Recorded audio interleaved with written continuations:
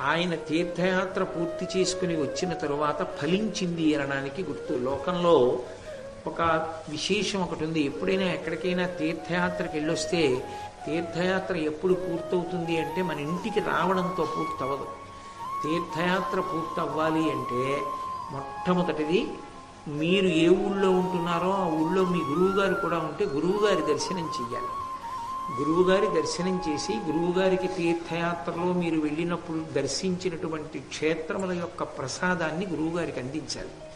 ఇచ్చి గురువుగారికి నమస్కారం చేయాలి. గురువుగారికి నమస్కారం చేయడంతో తీర్థయాత్ర పూర్తవుతుంది.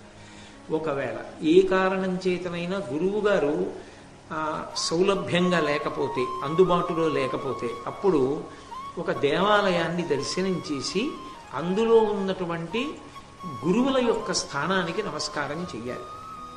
అందుకని నేను ఎప్పుడైనా మనందరం తీర్థయాత్రలకు వెళ్ళొస్తే మర్నాడు ఇక్కడికి వచ్చి జగద్గురువులకి నమస్కారం చేస్తూ ఉంటాను, మా గురువు గారు అందుబాటులో లేకపోతే.